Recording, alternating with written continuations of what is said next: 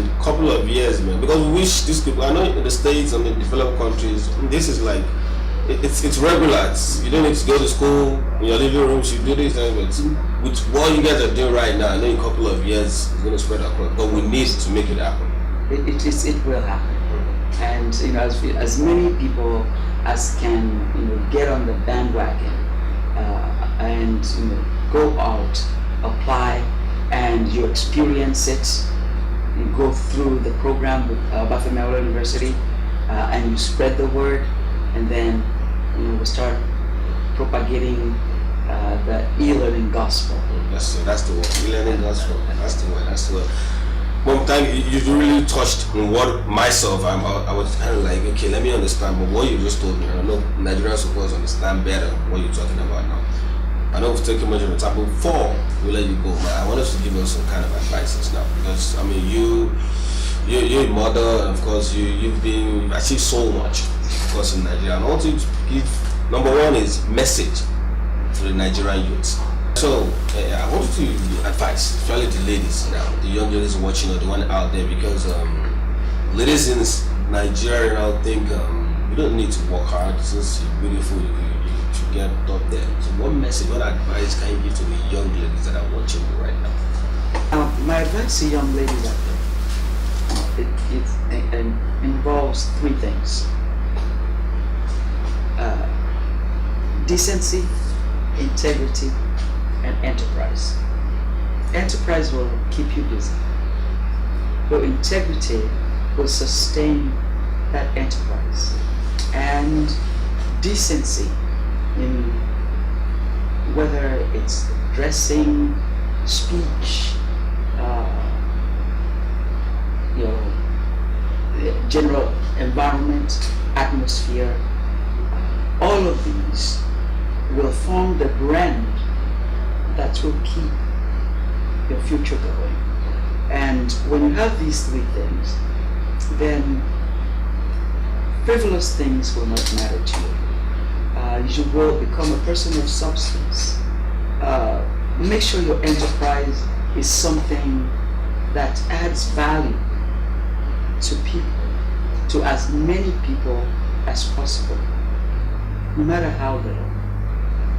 And make sure that you do everything with integrity.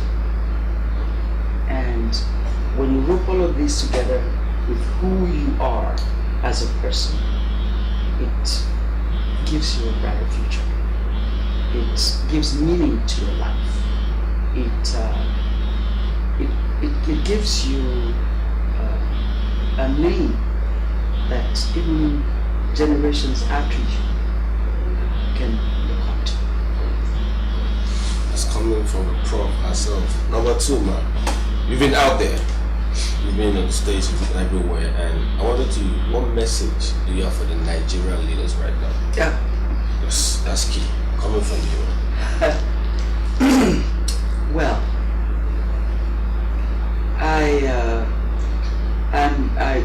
I was going to say I'm going to be partial, but this is not partiality. This is the crux of the matter.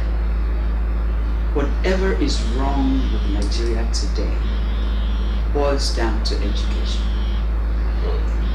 Education that does not teach values like leadership, like sincerity, like justice, like mercy. Education that does not teach art, because when you embrace the arts, it helps you understand people. All of those basic things that we need to instill in our children. When that is not there, things go awry. Think about it. Every plumber that did not do your work well was because they didn't get the proper education. Every mechanic that messed up your car was because they didn't get the proper education. Every teacher that does not teach their children the way they should teach.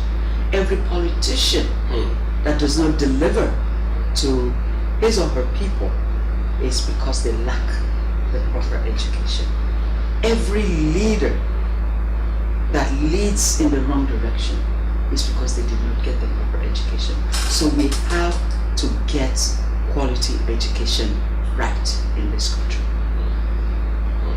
And then on top of that, we now add justice.